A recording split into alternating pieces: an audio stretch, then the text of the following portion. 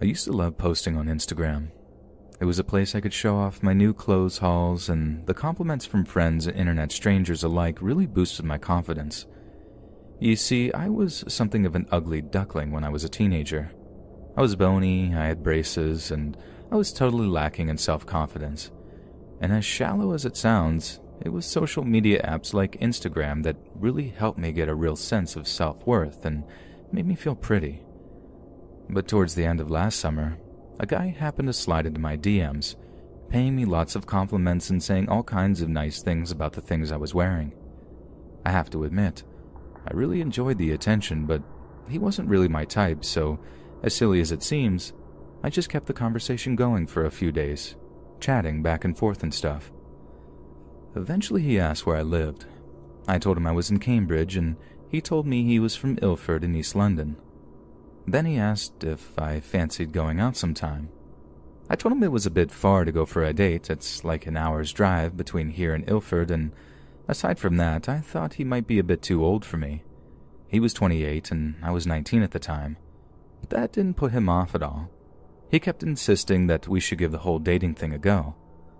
I just didn't have the heart to tell him no outright, so again, as silly as it was, I just kept stringing him along by telling him maybe or we'll see and stuff. One Saturday morning, the guy asked me what I was up to over the weekend, and I told him I was out shopping with a few friends. I'd be picking up some new outfits and I'd be posting them to Instagram so he and everyone else could see what I'd bought. He said he was looking forward to seeing them, and that seemed like the end of it. Then a few hours later, I was going from shop to shop on Cambridge High Street, not a care in the world, when I happened to see a familiar face across the street. It was him, the guy from Instagram. I was stunned. He'd driven all the way up from London after asking me what I was doing, just so he could know where to find me. I remember getting really nervous, so much so that my friends started asking me what was the matter. I kept quiet about it for a little bit until one demanded to know why I was acting so strange, so I told her. I told her everything. And as I actually said the words, "I think he's stalking me," I broke down crying in the middle of a busy shop. She was so supportive about it, though. She waited with me in the shop and ordered an Uber on her phone, telling me everything was going to be okay and that there were things we could do to stop this from happening and how the guy wouldn't be able to get away with it. About an hour later, I was home and safe, but I was so upset that I had to tell my parents what had happened. My dad was furious. He couldn't understand why I'd been posting pictures of myself online for anyone to see, and I suppose I don't blame him. Back when he was a kid, there was nothing remotely like Instagram where you could just go online and look at pictures of total strangers. He wanted to take my phone off of me, but I told him that there were things I could do to make myself safer, like blocking the guy and making my account private. But he said it was far too late for that the guy knew where I lived, and I suppose he was right. A few days later, I walked out of my house, heading over to my friends who happen to only live around the corner. Ours is a very small, close-knit community, so I happened to notice a car that wasn't normally parked in our quiet little neighborhood. But when I looked and saw who was in the driver's seat, I froze. It was him. Again. The guy from Instagram. I was so scared. I had no idea how he'd been able to find out exactly where I lived, and the only thing I could think of was that he had been following me around town for days. Maybe he'd even followed that Uber that I'd taken back to my house. But it was what he said to me that I found so disturbing, the way he phrased it. "You need to come with me." I ran back into my house, shouting for my dad, who came hurtling out of his little office asking me what the matter was. When I told him he was outside, he knew exactly what I was talking about, and his cheeks flushed red with rage as he grabbed my hockey stick from out of the cupboard and walked down the front path towards the street. I didn't follow him, but I heard the shouting. He kept telling my dad the same thing he told me, that I needed to go with him, but with no other explanation as to why. My dad told him to get lost and that if he came back that he'd beat the life out of him. But he did. He kept coming back, over and over again. The police said they couldn't do anything about it initially, that we needed to make a log of the times he was visiting and to take pictures if we could. So that's exactly what we did. Every time he showed up, my dad would go out with a hockey stick and his phone, take a few photos before scaring him off. He was amazing like that, but I won't lie. It put a real strain on our family, and I could tell my dad was getting really tired of having that same drama unfold week after week. Once we had enough evidence that the stalker kept returning, my dad didn't go outside when he showed up. He just called the police and explained that he had about 6 different pictures detailing different times this guy had showed up outside our home. Only then did they actually bother to send anyone. There was a huge kickoff when they did. At first, they just politely asked the guy to move along, but he refused and, for some reason, kept telling them the same old thing, that I needed to go with him. That's when the police tried to arrest him, and he resisted, telling them they had no right to. It was only in February of this year that we actually got any resolution on the whole thing. On the 21st of February, the guy was sentenced to 21 months in prison at Peterborough Crown Court. He had pleaded guilty to harassment and resisting arrest. The thing is, though, I don't know if that's actually solved the problem entirely. I know he won't be turning up outside for just less than 2 years, but what about after that? What if he decides he's not finished with me and he continues to turn up outside my house? I thought the prison sentence would be the end of it, but only 21 months. What if he's angry about it, gets out and decides to hurt me? I just can't stop worrying about it. I can't get it out of my head. The whole thing has completely ruined my life.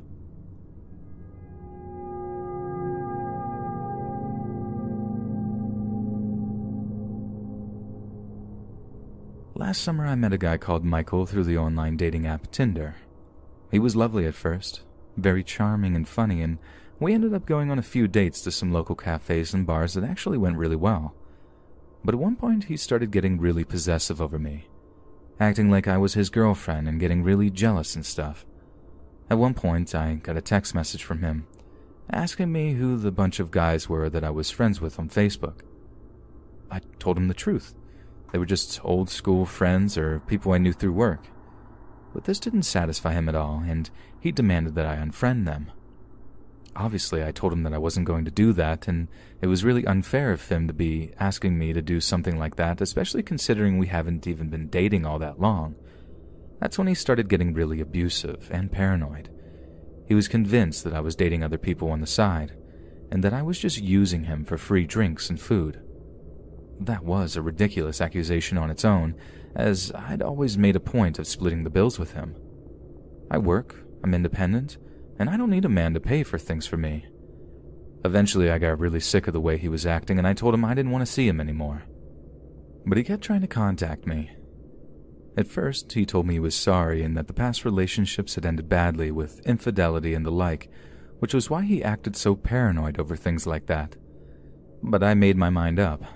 I couldn't go out with someone like that, and a friend of mine had made a good point that if he acted like that once, he was bound to do it again at some point.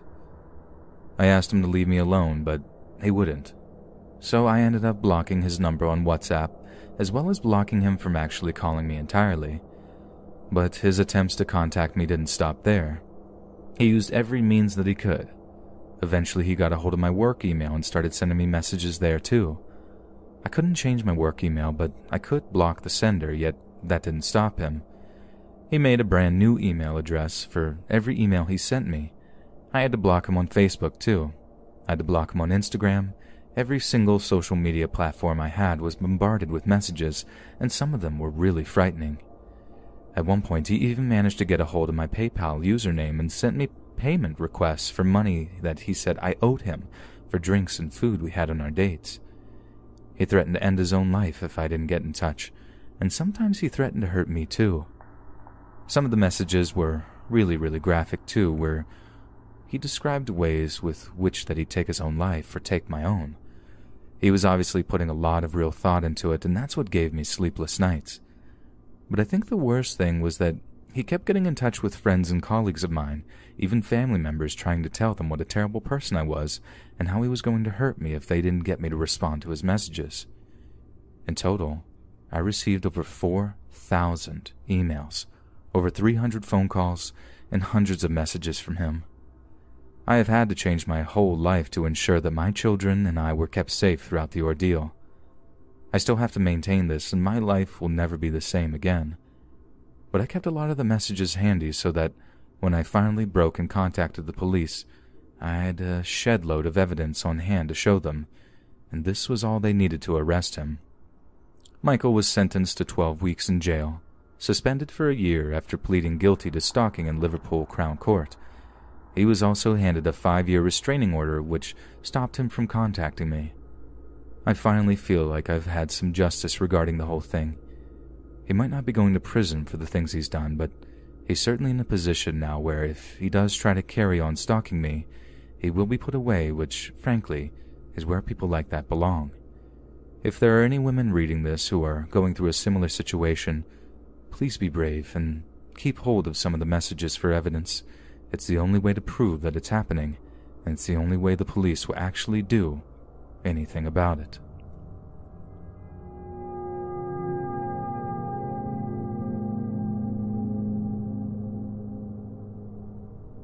I'm a student here in Hong Kong. I've been really stressed out with all the political stuff that's been going on lately, but somehow I've managed to get myself in a situation that's made my life even more unbearable right now. You see, although I live in Hong Kong, both my parents were born here and I speak fluent Canto. I spent the first 7 years of my life in North Carolina, so if I'm honest, sometimes I feel way more American than anything else, and I speak fluent English too. I feel like I identify much more with American culture a lot of the time, and I'm a huge nerd for things like Dungeons & Dragons and other fantasy role-playing games. So as a result of the lockdown that's been imposed here over the past few months, I found an outlet for my geekiness, then that's Discord D&D groups. They're just awesome. If you can get yourself a good dungeon master who's actually creative, they can be a lot of fun. It's literally exactly the same as being sat around a table playing, only it's even easier to share pictures of characters and scenery and whatnot. So recently I was playing as part of a group when my character gets romantically paired with another character for the sake of the story. I get pretty invested in my characters, so I play the part as convincingly as I can so everyone can get as emotionally involved in the story as possible, and it actually ends up being a pretty amazing campaign that ends up in a few characters dying, which we were all devastated about. Now, usually everyone is pretty clear that it's purely a role-playing thing, and that it's basically just acting out a character for the sake of the campaign, but the guy I'd been paired up with ends up contacting me outside the D&D game. He said it was the best he'd ever felt playing out a campaign, and wanted to know if he could keep in touch with me so he could invite me to future games and stuff. Of course, I told him sure, that it was one of the best campaigns I'd ever played and that I'd love to get involved with future games, especially if he was involved. He played his character super convincingly, and he was a great writer, able to describe thoughts and feelings in a way that others just couldn't seem to. Then, a couple of days later, he starts asking me a lot of out-of-character questions, inquiring about my real life and such. I figured he was just being friendly, and people have been getting pretty lonely during all the lockdowns that have been going on, so I suppose I'd indulge him, letting him get to know me maybe a little more than I should have. Then he came out and asked me if I would ever consider doing a long-distance relationship. I told him those were never a good idea, no matter how much you like someone, as they tend to put people into really unfair positions where they can't pursue local relationships with people they might even be better suited to. It was then that he started getting kinda reticent, his replies got all short and monosyllabic. I asked him if he was feeling okay, and if I'd said anything that he found upsetting or something, and he straight up went and told me that he really liked me, and would I consider having a Discord date with him via video chat. I told him I didn't think it would be a good idea, that what happened in the D&D game was just acting, and that it wasn't real. And then he got mean. Really, really mean. He told me I was a liar for making a guy feel like I had, then just pulling the rug out from under him, so to speak. He told me I deserve every bad thing that happens to me, and he'd personally see to it that I suffered the punishment for the pain that I caused him. For a guy in his 30s, he was the most emotionally immature person I'd ever met in my life, and I'm used to hanging with freaking teenagers. I just blocked him, and thought that that would be the end of it. But more recently, I've had all kinds of Discord friend requests off of people that have turned out to be the same guy, trying to add me over and over again. Sometimes he'd pretend to be someone else, only to give himself away with some little detail. It made me incredibly paranoid, to the point that I've had to stop playing D&D online altogether because he continually infiltrated as many groups as possible, simply to try and find me. Some of his messages were just apologetic at first, but as I ignored them, they got crueler and more violent with each instance. The one that scared me the most was just a list of all the things he knew about me. My name, the university I study here in Hong Kong, even the names of my parents and brother. I don't even know how he'd gone about getting his hands on that kind of info. All stuff he managed to find out on his own through some stalkery detective work. This creep had obviously put a lot of time and effort into finding out additional stuff about me, and it's his level of determination and zeal that seriously freaks me out sometimes. Like, how far is he really willing to take this? I know he's far away. I know he's in the United States, and that means there's enough distance to make me feel a lot safer than I would otherwise. But I'm terrified he'll just show up in Hong Kong and track me down. Like, there aren't many girls here that have the American accent I do when I speak English. Like, he's much older than me, he has a job, has money saved up and stuff. Like, there's literally nothing that could stop him from doing something like that if he really wanted to. And I think someday he might actually want to. But it's some of his threats that have really made me feel nervous, like how he's told me that if I don't give him a chance, he's going to email some of my university professors to tell them how I've been cheating on assignments, plagiarizing the works of others. Accusations like that are taken very seriously by the university. I had no idea a friendly little D&D game could end with me being in this almost constant state of anxiety like every day.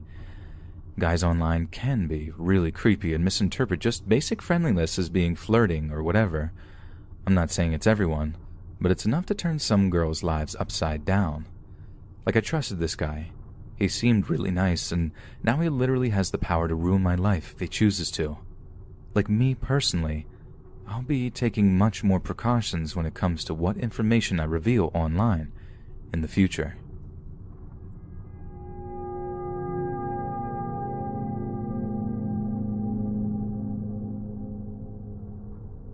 I used to work as an events manager for a very successful nightclub here in New York City. It was honestly a dream job, a professional party planner, something thousands of young people dream of being able to do for a living. My phone is filled with selfies I've taken with literally hundreds of VIPs, big-name house DJs, rappers, sports stars, you name it. I pretty much spent my weekends meeting famous people and partying, all while getting paid pretty handsomely for it. But then, quarantine happened. At first, we were put on furlough, which was a pretty sweet deal. Sure, it sucked having to stay indoors pretty much all day, but I was still getting paid 75% of my salary just to sit on my butt and watch Netflix or do yoga. But then rumors started to go around that the club wouldn't be reopening, which I honestly thought was crazy at first since the place was making bank before the lockdown, and the owner was definitely wealthy enough to keep it going, no matter how much various business expenses were costing him. But then, one day, we all got an email confirming our worst fears. The club was shutting down indefinitely, and as much as it pained him to do it, we'd all been laid off. I was absolutely devastated. I just broke down crying right there at my laptop, and they were those real ugly tears. I had no idea how I was going to pay rent for the foreseeable future. I don't know about you guys, but a $1,200 stimulus check was barely going to cover a month's rent, and I haven't even really got much in the way of family to lean on. The only jobs I knew of were temp jobs in nursing homes, and I knew I couldn't do anything like that. I was complaining to friends online, generally feeling sorry for myself and begging for a few dollars when one made a weird suggestion. She told me about a website called OnlyFans. I'd actually never heard of it at the time, but when I Googled it, I actually got kind of annoyed that she'd even suggested it. I'm not some e-girl, and I can count the number of guys I've slept with on one hand, and they've all been long-term boyfriends. Okay, so for people that don't know, OnlyFans is basically just a place where people can put up photos, videos, audio files, all kinds of things, and put them behind a paywall. Sounds innocent enough, right? And it can be, but OnlyFans is more famous for other stuff. Adult stuff, which is where the real money is.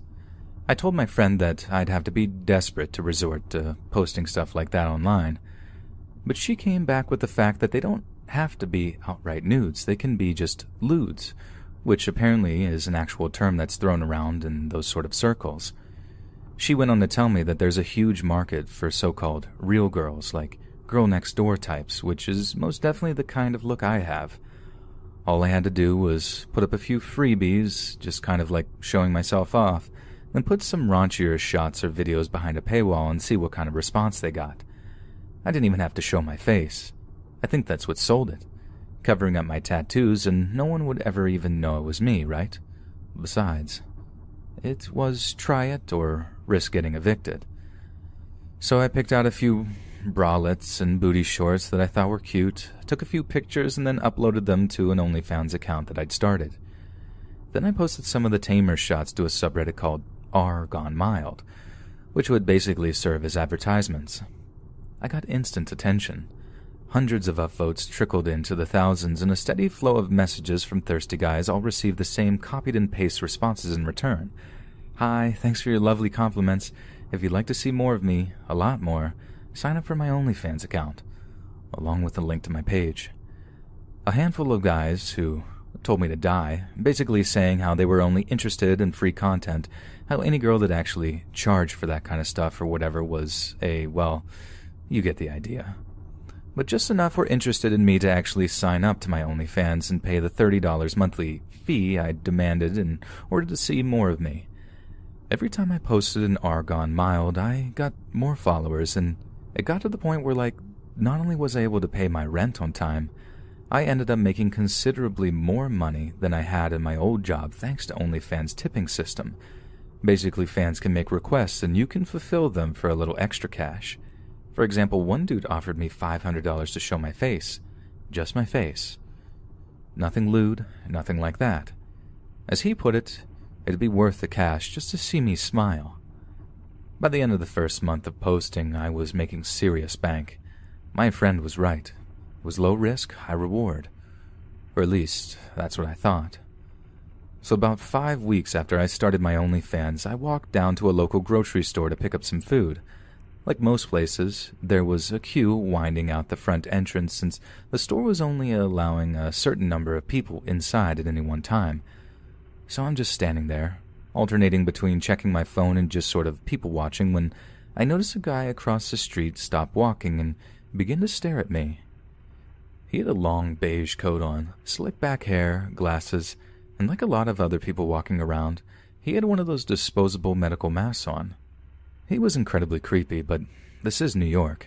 It's full of creeps, and he wasn't the first older dude to try to start an impromptu staring competition with me, nor do I think he'll be the last.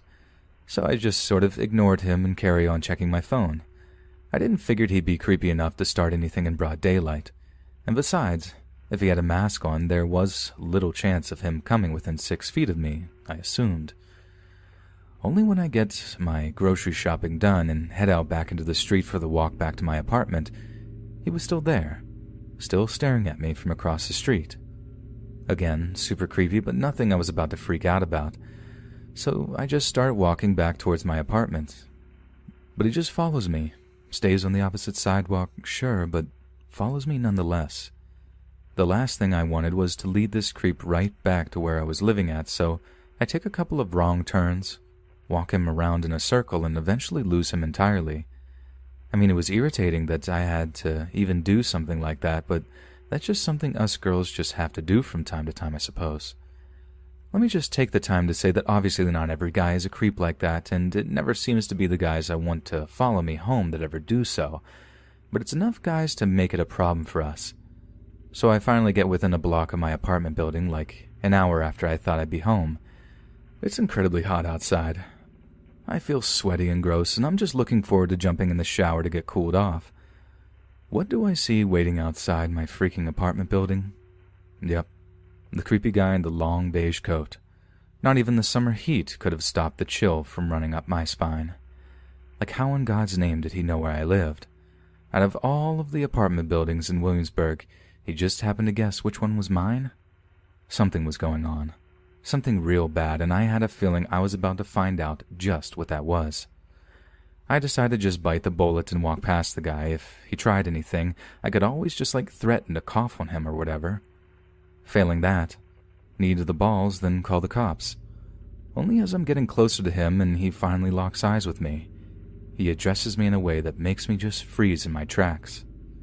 He uses my OnlyFans username to get my attention. I pretend not to know what he's talking about, but he's all like, "I know it's you. You can't lie to me." And for the first time, I felt this deep sense of shame at what I'd done. Which was weird because I don't really have any regrets, but in that moment, I felt like I'd been caught doing something I shouldn't.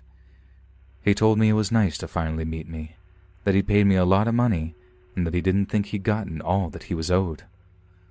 I broke, and just straight up asked him how he knew where to find me. I know the admission wasn't the wisest move, but like he said, there was no point in lying by that point. Besides, I just needed to know so I could maybe avoid this happening again in the future, if I even kept my OnlyFans up at all. He just laughed at my question, in the most horrible, patronizing way, like it was the stupidest thing he'd ever heard. Then when he told me, I felt like face-palming so hard. I've been dumb enough to take some pictures that showed the street outside my apartment. Nothing with too much detail, but enough for some entitled psycho like him to put a little work in to figure out where I lived. I couldn't believe how short-sighted I'd been, how my own greed had gotten me into a potentially dangerous situation. The guy then asked if he could have my phone number so we could stay in touch properly. I told him he couldn't and that my boyfriend wouldn't be too happy if I did. The whole boyfriend thing was a lie, but I figured it might deter him from getting too weird. But that's when he started getting really, really mean, apparently outraged that I could be using something like OnlyFans to get money when I should be making all that kind of thing exclusive to my boyfriend. I got sick of trying to be reasonable with the guy, having figured that being nice was the surest way to keep myself safe. He didn't try to block my way as I went into my building, nor did he try to follow me up the stairs, but he did spout a tirade of passive-aggressive abuse at me about how I should be loyal to those that loved me and all this other stuff. I've deleted the OnlyFans account now. I just about have enough money to last me until I get a new event planning job or just any other job at all. But this guy knows where I live now, and I know next to nothing about him. I don't know if he has a violent history. I don't know if he's hurt women before. And I don't know what he's planned for me now that I have tried to let him know that I'm not available. I'm so worried about what my future holds, or if other creepy obsessive people have been able to work out where I'm living based on those pictures I took with a view out of my window. I know it was dumb of me to start that account in the first place, but lockdown has put us all in a bunch of very difficult situations, and I think I'd rather be dealing with a stalker problem than a homeless problem, as crazy as that might sound. But if anyone has any experience with anything like this, or any advice, don't hesitate to write about what you know in the comments. I'd be really grateful to anyone that can help me keep this guy at arm's length.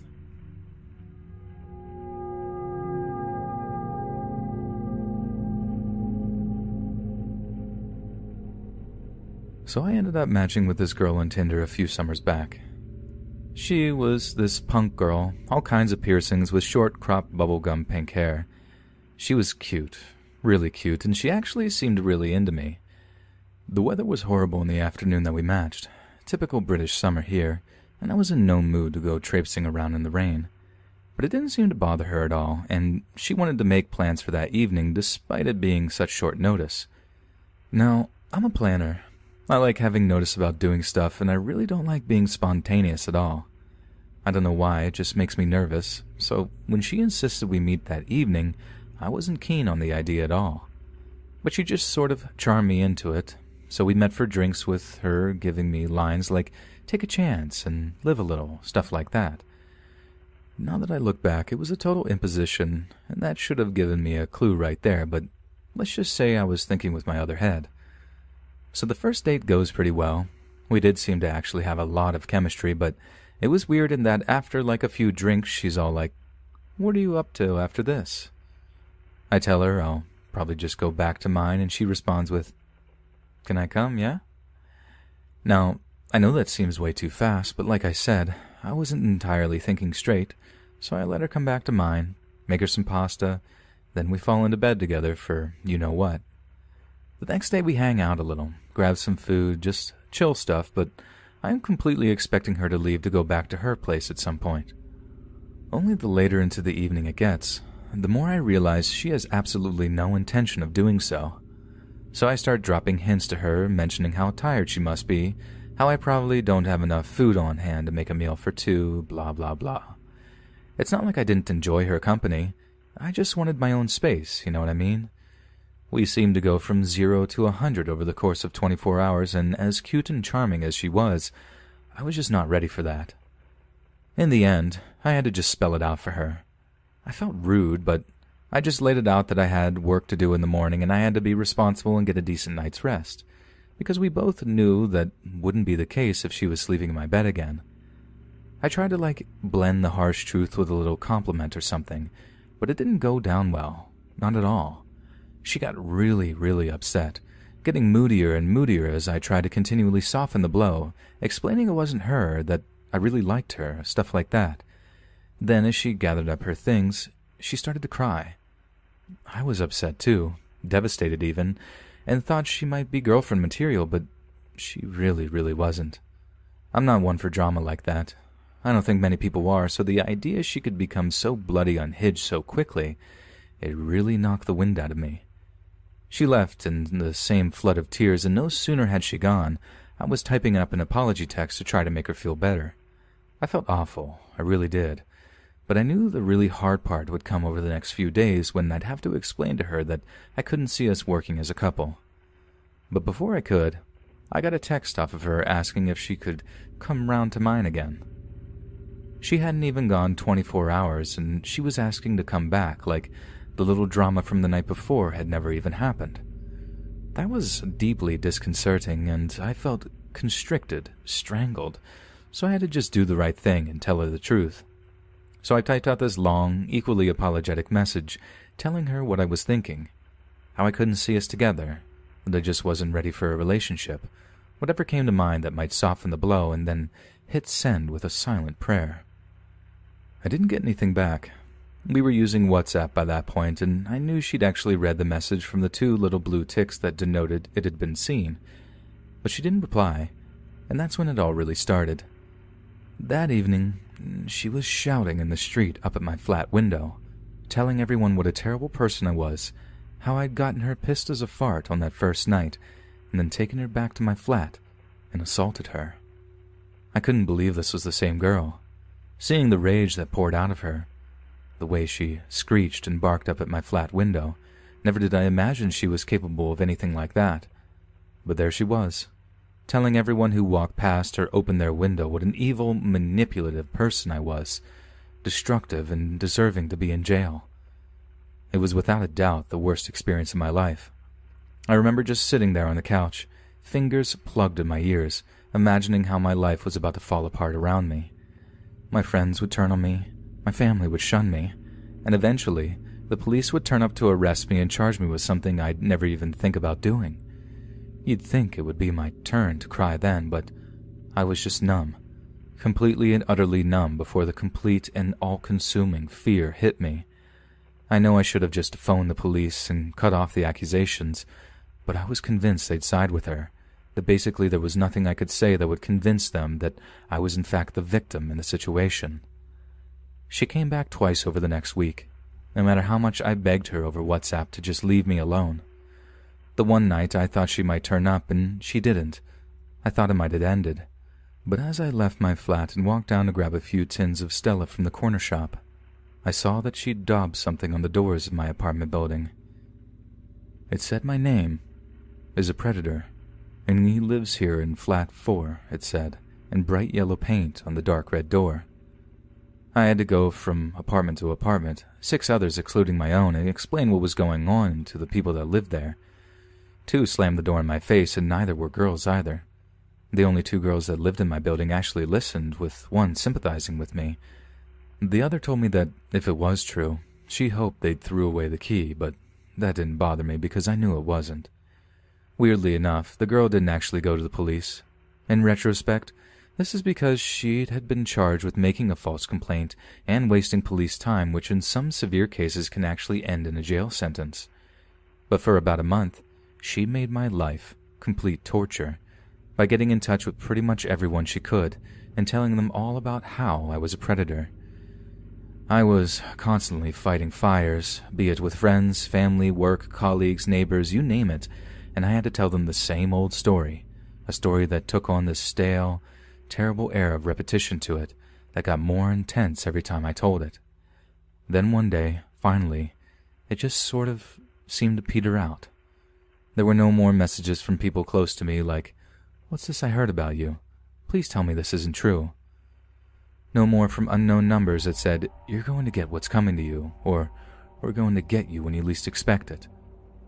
It all just sort of ended. But the nightmares didn't end, nor did the sense that every little look from a stranger was about to turn into them punching me in the face or worse. My life had been well and truly turned upside down. Not destroyed completely, but it was enough. I just want to end this by making it clear that that is an abhorrent crime. But so are false accusations, harassment, and inciting violence against an innocent person. And please, if this happens to any of you, go to the police immediately. It's what I should have done, and maybe if I had, I'd have a little more of my sanity left intact.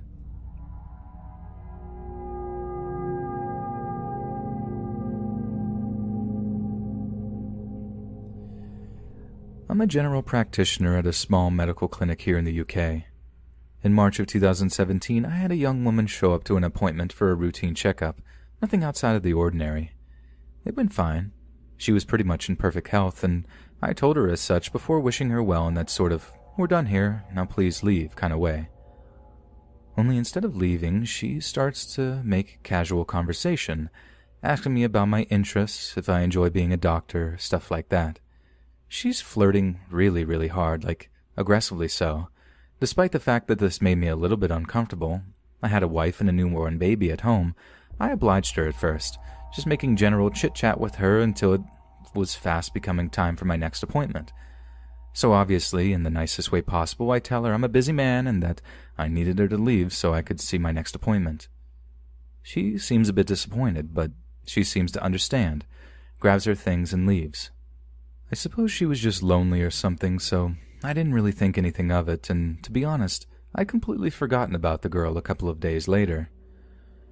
About a week goes by, I get into work nice and early, and I'm sipping on my coffee while I'm going through my appointments for the day. Then I see a name that's vaguely familiar to me, but that's not unusual at all. I have loads of regular patients that I see sometimes, twice or thrice monthly, but I know these people in first-name terms. Well, this name I couldn't quite remember where I'd seen it before.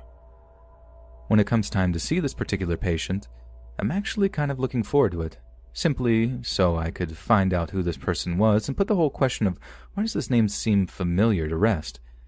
Then when the patient walks in, it's the flirty girl, and that's where I'd seen the name before. She'd already told one of our receptionists that she's been experiencing stomach pains, sometimes so severe that she wasn't able to sleep. But when she walks into my office, she's looking good, acting perfectly normal.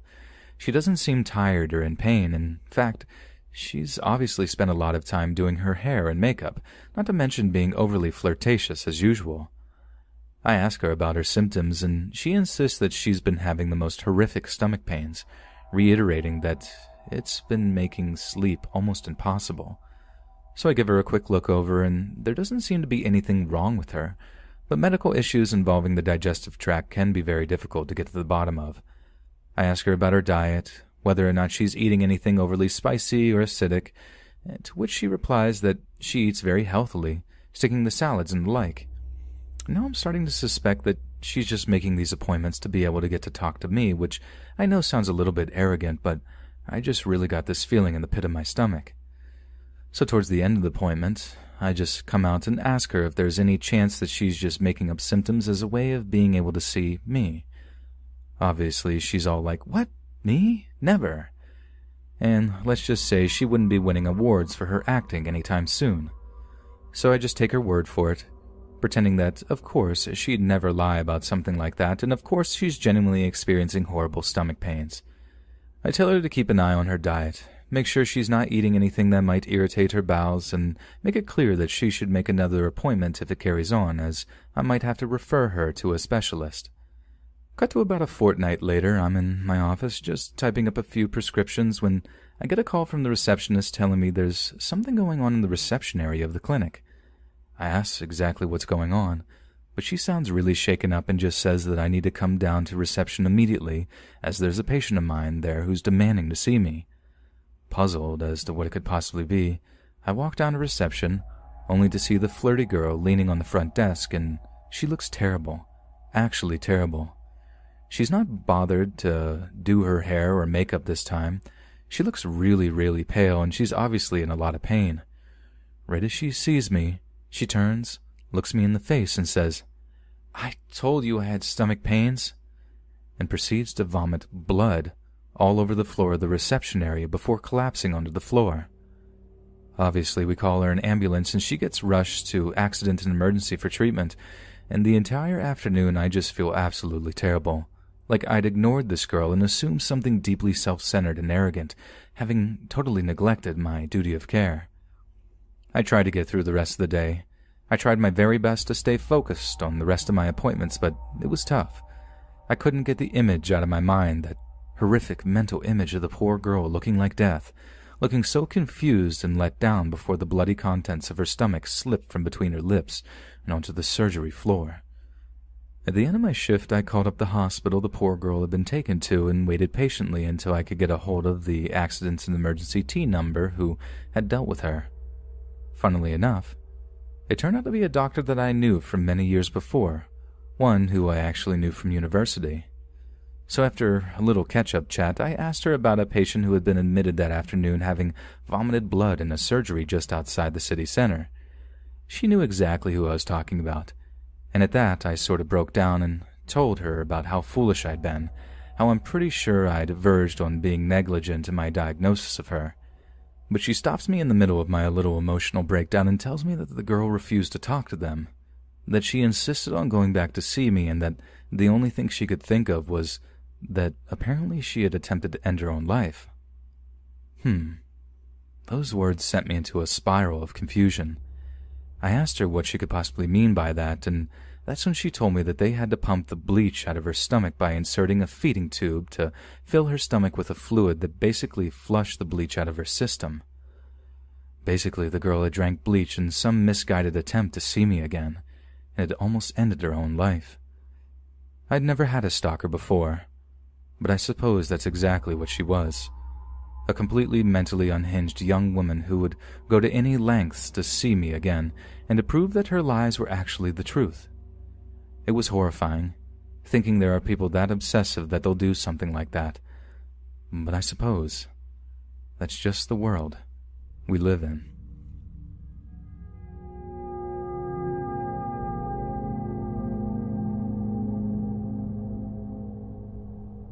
I'm a PT at a fairly popular chain of gyms here in Australia.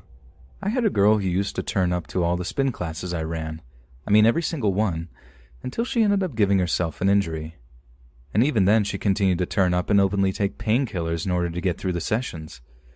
Eventually I had to take her aside and advise her that she should seriously consider taking some time off to let herself recover, and she burst into tears saying that she couldn't bear not to see me. I tried to be kind and told her that I loved her enthusiasm and stuff, and that it'd suck not to see her too, but she needed to do what was right for her body. Then she asked me if I wanted to see her outside of work, but I had to decline her. I had a steady girlfriend at the time, and I knew she'd not be happy about me seeing this girl even as friends. Besides, it would be really unprofessional to pursue any kind of relationship with someone who was literally paying for my company. Then, over the next few weeks, I began to see notes attached to my windshield of my car whenever I finished work. They were from the same girl, and every time they had a phone number attached, but I had to ignore them. I couldn't give her any idea that I was interested in her. Then the notes began to get nasty, really nasty. I won't repeat what they said, as they had some frankly disgusting language to them. Then one day, there was a fire engine in the parking lot of our gym, spraying water all over a car that was on fire. My car. CCTV showed the exact same girl from the spin class, walking up to my car and dousing it in gasoline before setting it on fire. She was arrested and I chose to press charges, but she managed to dodge a prison sentence because apparently she had a history of mental illness. I also came to find out that I wasn't the first person she'd become obsessed with. I basically live in fear for my life now. I filed a successful restraining order against her, but honestly, I don't think she'll abide by it. I think she's just waiting for the right time to approach me again, and when she does, I'm really, really scared about what she'll do.